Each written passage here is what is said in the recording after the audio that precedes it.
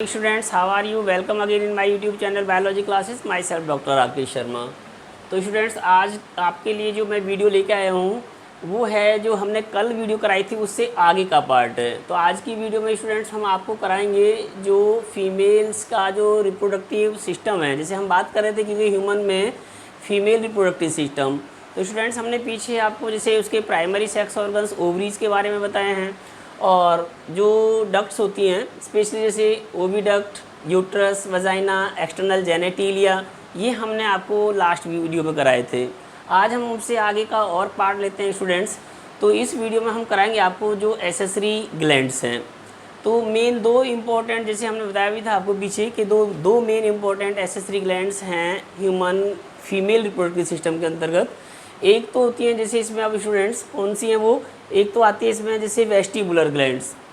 ये vestibular gland यानी जो वेस्टिबुल वाला जो हमने पार्ट बताया था, जो एक्सटर्नल जेनेटिलिया है यानी जिसको हम वुल्वा कहते हैं, तो इसके अंदर जो एक डिप्रेशन है, तो उस डिप्रेशन को ही हम वेस्टिबुल कहते हैं। उस वेस्टिबुल के अंदर जो ग्लैंड्स पाई जाती हैं स्टूडेंट्स, उनके लिए हम टर्म यूज करते हैं बार्थोलिन ग्लैंड्स या फिर कहते हैं इनको वेस्टिबुलर ग्लैंड्स। तो जो ये वेस्टिबुलर ग्लैंड्स हैं, एक तो ये पाई जाती हैं इसके अंदर, और दूसरी होती हैं जैसे स्टूडेंट्स मेमरी ग्लैंड्स या जिसको हम कहते हैं ब्रेस्ट।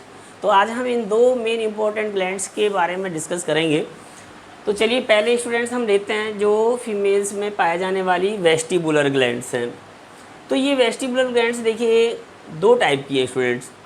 इनमें एक तो होती हैं लेजर वेस्टिबुलर ग्लैंड्स।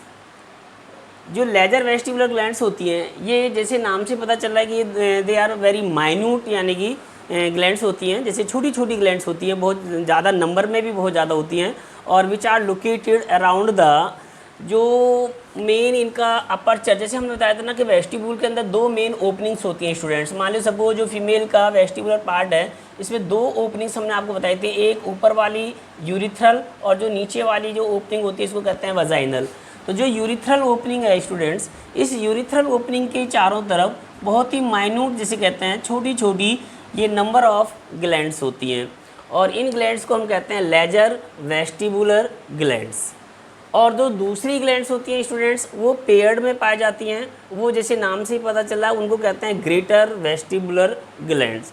ये वेस्टिबुलर जो ग्लैंड्स होती हैं दे आर यानी जिसे कहते हैं लोकेटेड नियर द जो ये अपर्चर होता है वेजाइनल अपर्चर, या जिसको कहते हैं एक तरह से जो ये वेजाइनल ओपनिंग है, ऑरिफिस है, इस वेजाइनल ऑरिफिस के दोनों साइड में जैसे कहिए इसके दो मेन लार्जर ग्लैंड्स होती हैं, यानी कि पेयर्ड में यानी कि ग्लैंड्स पाई जाती हैं। इनको हम कहते हैं ग्रेटर वेस्टिबुलर ग्लैंड्स। तो दो यानी कि इम्पोर्टेंट ये ग्लैंड्स हुई, एक तो वेस्टिबुलर में कौन सी, लेजर, जिनके नंबर बहुत ज़्यादा होते हैं, और which are located around the urethral aperture. जो मेनली फीमेल का जो वेस्टिबुलर वाला पार्ट है, ये इस वेस्टिबुलर के जो यूरिथ्रल वाला अपर्चर है यानी कि यूरिथ्रल जो ओपनिंग होती है इसके चारों तरफ पाई जाती हैं।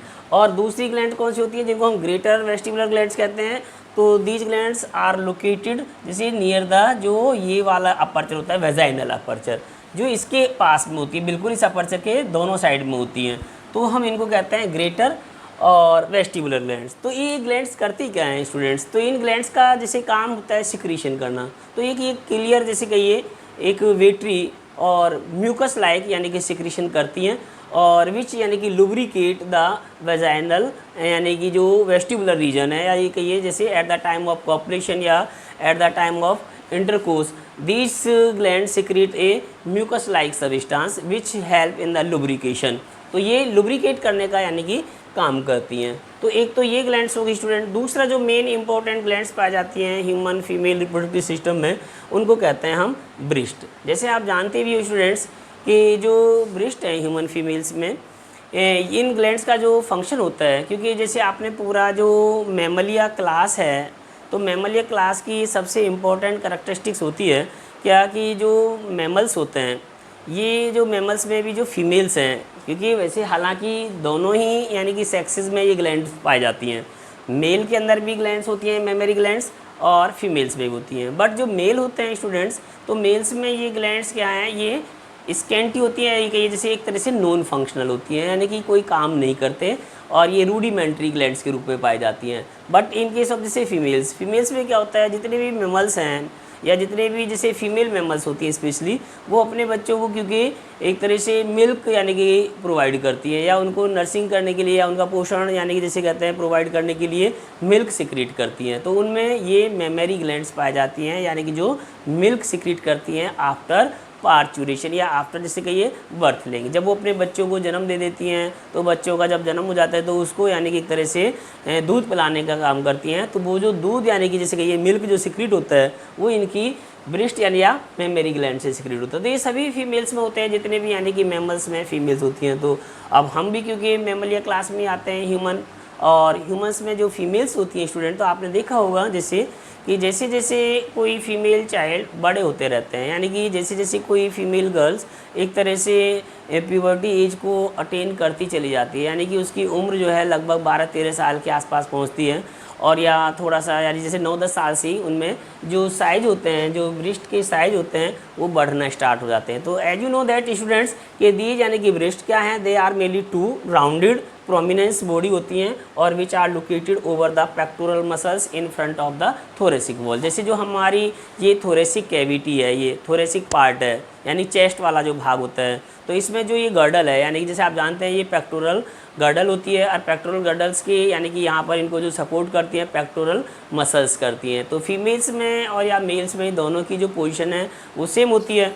तो ये कहाँ होती हैं कि बिल्कुल हमारे फ्रंट में, जैसे कहिए बिल्कुल सामने बॉडी की यानी चेस्ट की जो हमारा फ्रंटल पार्ट है, तो इस फ्रंटल पार्ट में जो ये पेक्टोरल मसल्स होती हैं, इन पेक्टोरल मसल्स के बिल्कुल यानी कि ऊपर 2 राउंडेड जैसे कहिए प्रोमिनेंस बॉडी के रूप में ये पाई जाती हैं। तो हम इनको क्या कहते हैं स्टूडेंट्स, इनको ब्रेस्ट कहते हैं। जैसे एक अगर आप चिल्ड्रन में देखेंगे, फीमेल चिल्ड्रन में देखोगे तो उनमें इनके साइज़ ऐसे होते हैं जैसे एक नॉर्मल बॉयज़ में पाए जाते हैं।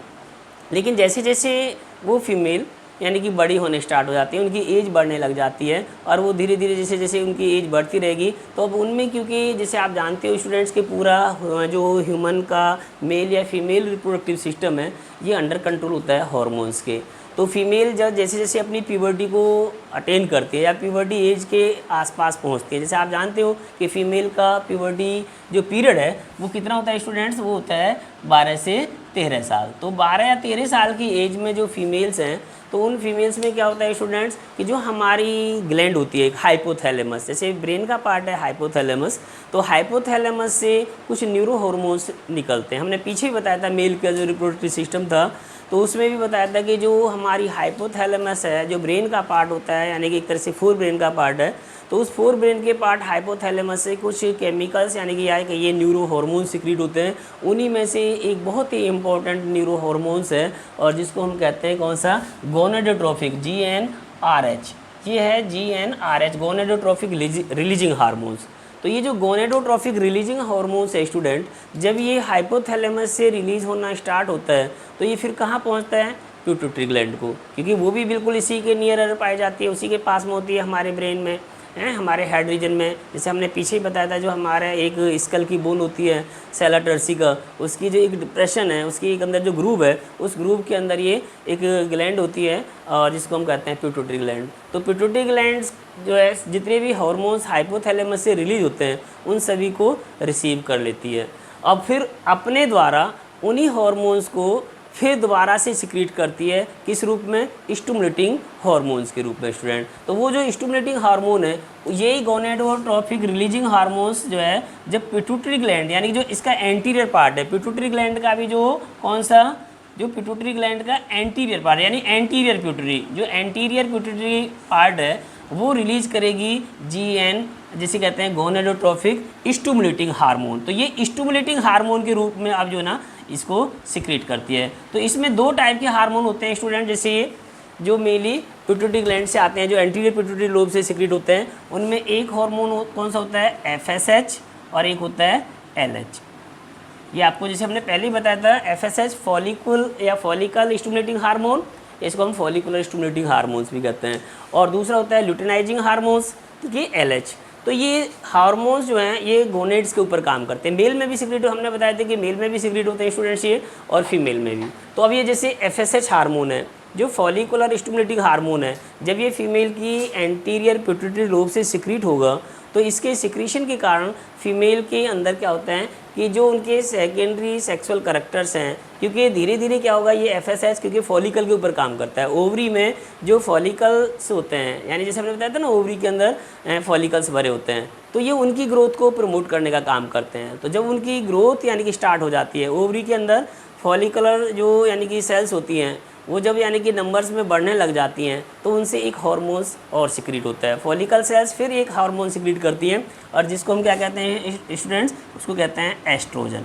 ये एस्ट्रोजन नाम का जो हार्मोन्स होता है ये सिक्रीट होना स्टार्ट हो जाता है और यही एस्ट्रोजन हार्मोन जो है फीमेल के जो सेकेंडरी सेक्सुअल कैरेक्टर्स होते हैं ये उनको यानी जैसे कहते हैं स्टिमुलेट करने का काम करेगा। तो जो फीमेल के सेकेंडरी सेक्सुअल कैरेक्टर, जैसे अब आप जानते हैं कि फ़ीमेल में मान लीजिए जैसे उसकी वॉइस है वो चेंज होना स्टार्ट हो जाती है, ब्रेस्ट के साइज़ हैं वो इंक्रीज़ होना स्टार्ट हो जाते हैं और जो मेनली उनमें जो फैट्स होता है यानी कोटेनियस फैट स्पेशली वो यानी कि उसकी मात्रा बढ़ने लग जाती है, स्पेशली जैसे थाई के अंदर या जैसे कहिए जो ये उनका पेट होता है यानी कि इसके अंदर, और या जैसे जो पार्ट कुछ ऐसे बेली वाला पार्ट है, पेट वाला भाग है, इनमें यानी कि जो फैट है कोटेनियस फैट स्पेशली वो डिपॉजिट होना स्टार्ट हो जाता है फीमेल्स के अंदर। और धीरे धीरे जो एक फीमेल्स का जैसे कहिए जो काउंटर है या उसकी जो बॉडी की यानी कि बनावट है उसमें एक फीमेल फेमाइन जैसे कहिए फीमेल फेमाइन यानी कि बनना स्टार्ट हो जाती है, उसके अंदर एक जैसे कहिए फीमेल के गुण आने स्टार्ट हो जाते हैं। तो उनमें ये ब्रेस्ट भी होती हैं, तो धीरे धीरे क्या होगा ये ब्रेस्ट जो है उनकी साइज़ में इंक्रीज़ होना स्टार्ट हो जाएंगे, क्योंकि इस हार्मोन के कारण धीरे धीरे जैसे जैसे हार्मोन का लेवल बढ़ता चला जाता है स्टूडेंट्स फीमेल की बॉडी में, तो उनके जो ब्रेस्ट के साइज़ हैं वो बढ़ना स्टार्ट हो जाते हैं। तो अब ये जो ब्रेस्ट है जैसे अगर हम देखें इनका, अगर हम इसका एक सेक्शन काटें, जैसे ये हमने जो यहाँ एक डायग्राम यानी कि बनाया हुआ है स्टूडेंट, ये है ब्रेस्ट का एक सैगिटल सेक्शन। तो जब हम इसमें देखते हैं इसका तो आप क्या देखते हैं कि ये जो हो यानी कि ये होती हैं ब्रेस्ट होती हैं, ये एक सपोर्टेड होती हैं दो टाइप के मेन इंपॉर्टेंट टिश्यू। एक तो इसमें होते हैं जैसे कनेक्टिव टिश्यू, जैसे ये आप देखें ये कनेक्टिव टिश्यू है, ये कनेक्टिव टिश्यू होता है जो इसको सपोर्ट कर रहा है, और साथ साथ कुछ होते हैं जैसे ये फैटी टिश्यू। ये फैटी टिश्यू यानी कि जो एडिपोज टिश्यू जिनको हम कहते हैं या जो जिसमें फैट की मात्रा डिपॉजिट होती है, तो ये इस ब्रेस्ट को एक तरह से ना सपोर्ट करने का काम करते हैं और एक तरह से इसको एक तरह से एक जैसे कहिए इलास्टिसिटी सी भी यानी कि इनको प्रोवाइड करा देते हैं। तो ये हो गया इसके अंदर। दूसरा अगर हम और देखें इसमें स्टूडेंट्स क्या होती है जो सबसे मेन इंपॉर्टेंट पार्ट हैं, जो ये कनेक्टिव टिश्यू के साथ साथ मसल्स हैं, तो ये मसल्स होती हैं इसके अंदर और जो इसको सपोर्ट कर रही हैं। ये नीचे आप देख रहे हैं ये रिब्स का पार्ट भी आया हुआ है इसमें, कि जैसे मानो first second third fourth fifth six seventh, ये यहाँ तक हम इस तरह से ना ये रिब्स देखते हैं, तो ये रिब्स हो गई।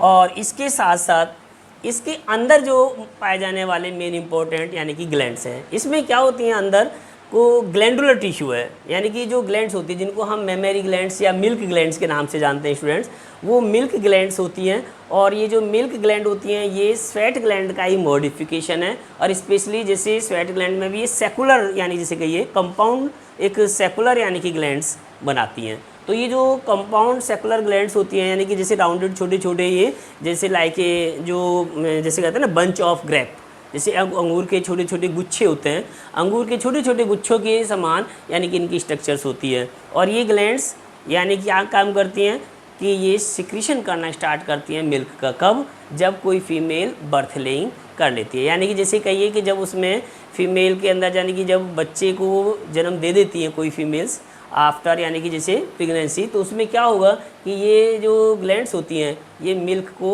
यानी कि बनाने, क्योंकि हालांकि इसमें भी हार्मोन का आपने जैसे रोल आप देखते हैं कि जो मेन दो इंपॉर्टेंट हार्मोन्स होते हैं स्टूडेंट्स, एक प्रोलैक्टिन हार्मोन्स है, ये भी पिट्यूटरी ग्लैंड से रिलीज होने वाला हार्मोन होता है प्रोलैक्टिन हार्मोन।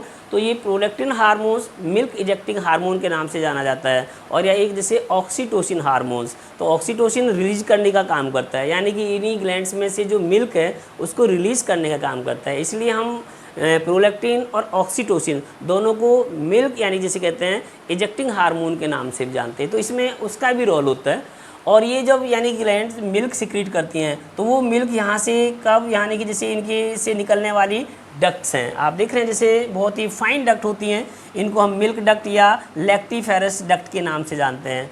और कई सारी जो यानी कि डक्ट्स होती हैं अलग अलग जो ग्लैंड से निकल रही हैं, फिर ये डक्ट कंबाइंड करके एक कॉमन डक्ट बना लेते हैं। और फिर ये कॉमन डक्ट जैसे जब मिलती है तो स्टूडेंट वो कहीं कहीं पर फूल जाती है। जब कई सारी डक्ट्स आपस में मिलती हैं तो वो एक स्वेलन पार्ट यानी कि फूला हुआ भाग बना लेती है, जिसको हम साइनेसिस भी कहते हैं। इन्हीं साइनेसिस के अंदर जो मिल्क है वो स्टोर होता चला जाता है। और अल्टीमेटली फिर ये जब ये कॉमन डक्ट आगे कहाँ लीड करेगी, अब ये लीड करती है स्टूडेंट्स इसके जो मिडिल में, यानी कि जो ब्रिस्ट होती हैं, इन ब्रिस्ट का जो मिडिल वाला पार्ट है, इस मिडिल वाले पार्ट में क्या होता है, निप्पल जिसको कहते हैं, यानी कि निप्पल पाया जाता है। ठीक है, तो ये सारी की सारी जो इस ग्लैंड से निकलने वाली लैक्टिफेरस डक्ट्स होती हैं, ये सारी कंबाइंड होके कुछ कॉमन डक्ट्स बना लेती हैं और वो कॉमन डक्ट्स फिर इस निप्पल के बिल्कुल टर्मिनल एंड पे आगे जाके ओपन करती हैं। और ये जो निप्पल होता है, ये अगर हम देखें स्टूडेंट तो इसके चारों तरफ भी एक जैसे डार्क एरिया होता है, और ये डार्क जो है पिगमेंटेड एरिया, इसके लिए भी एक हम टर्म यूज़ करते हैं, वो है एरियोला। ये फीमेल्स में जैसे जैसे मान लीजिए कोई फीमेल कि जो ब्रेस्ट के साइज जब इनलार्ज हो जाते हैं, इंक्रीज हो जाते हैं, बड़े हो जाते हैं, तब हमको ये स्पष्टली या जैसे कहिए क्लियरली विजिबल होना स्टार्ट हो जाता है। जो निप्पल के जो चारों तरफ का एरिया होता है अराउंड यानी कि निप्पल जो एरिया होता है वो डार्क पिगमेंटेड स्किन का होता है, जिसके लिए हम ये टर्म यूज़ करते हैं एरियोला। तो ये हैं एक तरह से ब्रेस्ट फीमेल के अंदर, और इनका फंक्शन जैसे अभी मैंने आपको बताया स्टूडेंट कि ये केवल सिक्रीट करती है मिल्क को। कब, लेकिन ये मिल्क का इनका जो सिक्रीशन होता है वो तभी होता है after the birth of infant, यानी कि जो बर्थ कर देती है, जब बच्चे को जन्म दे देती है उसके बाद ही इनमें से ये मिल्क इजेक्ट होता है। और जैसे जैसे मान लीजिए जब वो फीमेल कोई बाद में जैसे मेनोपॉज होती हैं, तो मेनोपॉज होने के बाद में जो मेमरी ग्लैंड्स होती हैं ये फिर एक तरह से स्कैंटी होती चली जाती हैं या एक तरह से डिजेनरेट होना स्टार्ट हो जाती हैं। फिर इनका जो काम है, क्योंकि उसमें जो हार्मोन्स होते हैं वो हार्मोन का लेवल भी जो है चेंज हो जाता है धीरे धीरे मेनोपॉज फीमेल्स के अंदर, तो उसमें जो ब्रेस्ट के जो साइज़ हैं वो धीरे धीरे रिड्यूस होना स्टार्ट हो जाते हैं। तो ये केवल तब तक यानी कि काम करती हैं, तभी फंक्शनल होती हैं जब कोई फीमेल यानी कि एक तरह से बर्थ लेइंग कराती हैं। तो ये है, और इनसे जो मिल्क सिक्रीट होगा स्टूडेंट, तो लगभग यानी कि एक फ़ीमेल जो होती है लगभग 1 से लेकर और 2 लीटर तक, यानी कि अगर हम बात करें तो ये मिल्क सिक्रीट कर सकती है कोई लैक्टेटिंग मदर, यानी कि जो मदर होती हैं लैक्टेटिंग मदर, वो पर डे 1 से 2 लीटर के आसपास तक भी मिल्क सिक्रीट कर सकती हैं। और इनका जो सिक्रीशन है वो बच्चे की सकलिंग पे भी डिपेंड करता है। मान लीजिए कोई बच्चा मिल्क जैसे सकलिंग ही नहीं कर रहा, यानी कि निप्पल को वो एक तरह से मुंह में यानी कि उनको सकी नहीं करता, तो यानी कि इनका जो सिक्रीशन है वो कम होगा। यानी कि एक तरह से जो इसको स्टिमुलेशन से मिलती है वो सकलिंग से भी मिलती है। जितना कोई बेबी ज़्यादा यानी कि उसको सकलिंग करता है, जितना वो ज़्यादा यानी कि जैसे